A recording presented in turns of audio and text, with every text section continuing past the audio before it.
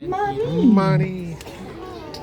Oh, Money. that is exactly the sound I like to hear when we bring our animals out. That is so nice. So he is so cute. You are not wrong.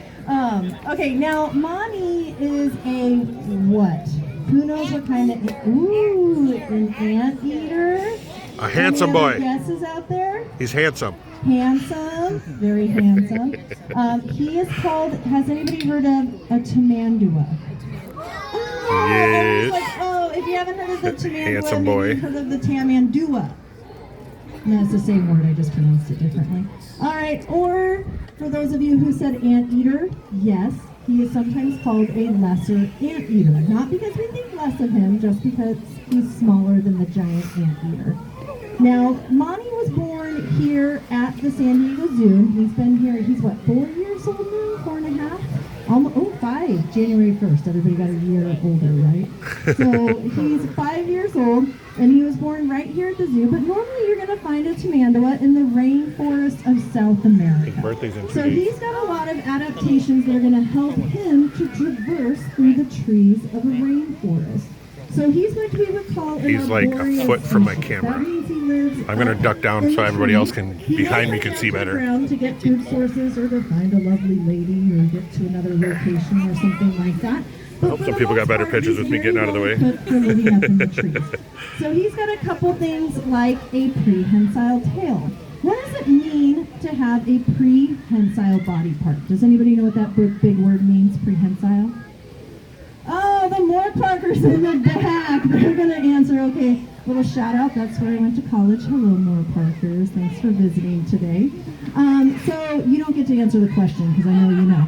All right, so prehensile means that they have a body part that is grasping, right? I say So wrong we're going to do a answers. little zoo trivia. Who here knows an animal with a prehensile nose? I didn't even ask the question and your hand went up so fast.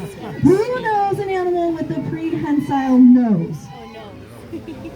A prehensile nose. So it's a nose that is grasping. Theirs is very wiggly and they dig with it, but they can't pick up stuff with it. Oh, I heard it. Who said it? Say it like you mean it.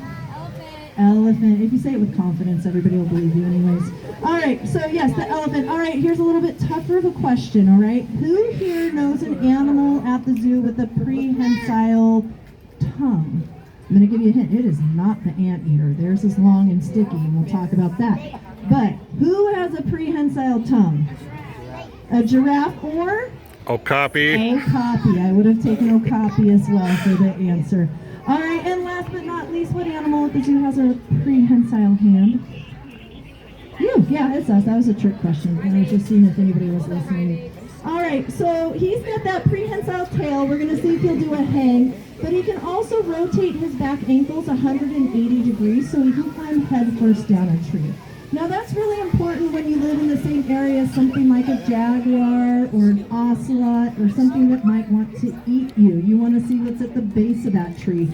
So he can climb head first down there. Oh, scary. I can't decide what we're doing, Kelly. He's like, do you want me to hug this? Oh, okay. All right, now as he's climbing up there, I want you guys to take a chance to look at those fronts, right? He has those very, very large claws, and if you saw him walking across this perching, you may notice that he walks on the sides of his feet. He does not walk directly on those front claws because he wants to make sure those claws are nice and sharp. What do you guys think he uses these?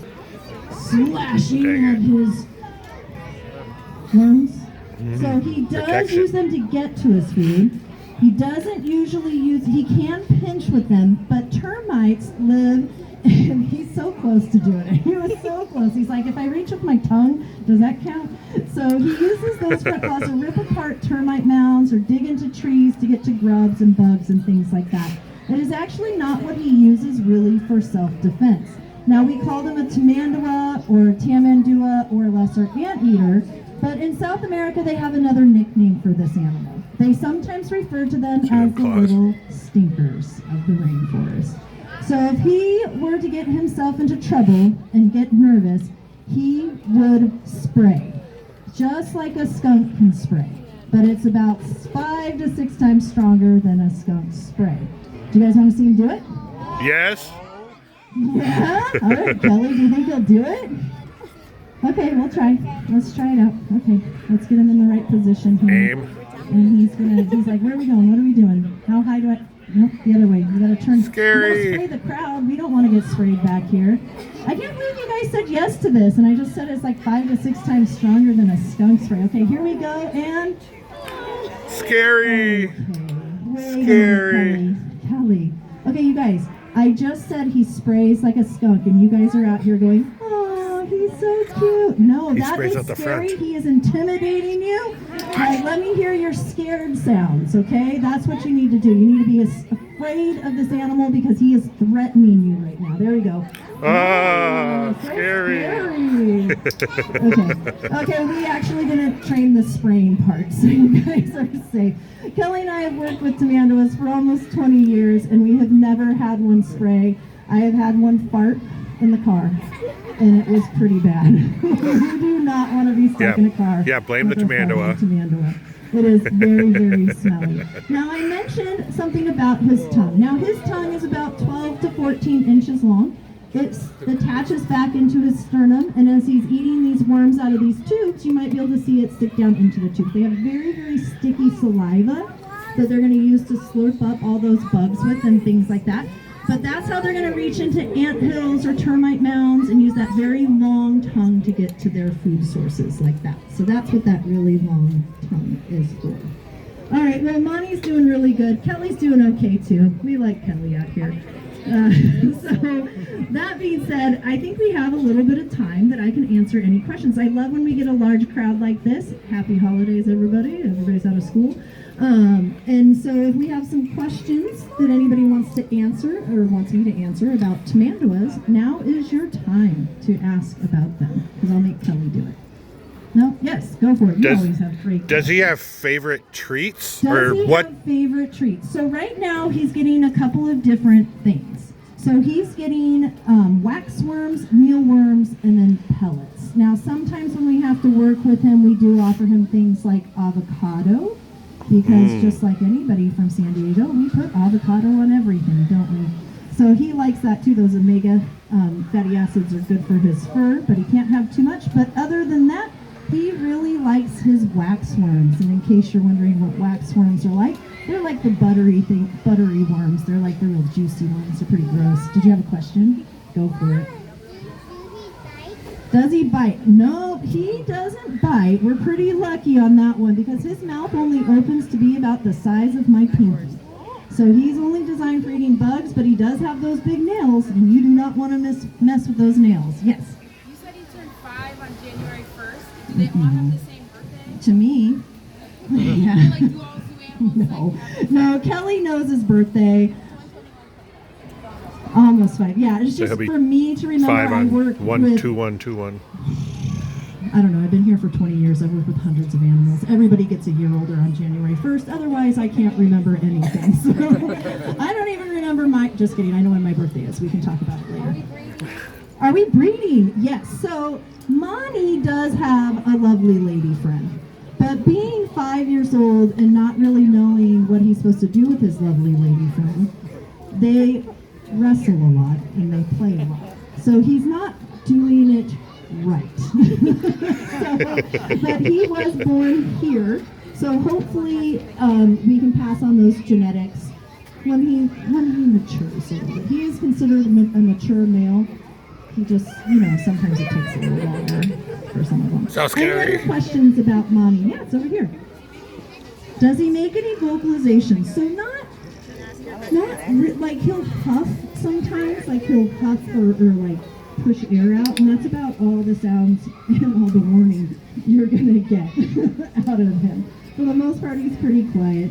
For Monty here, we do operant conditioning or positive reinforcement. So most of the time, if he doesn't want to do something, he will just ignore us and say, no, not today. So as Kelly's walking him around, I'm going to take that chance to talk about that a little bit too. You're going to hear a click coming from Kelly.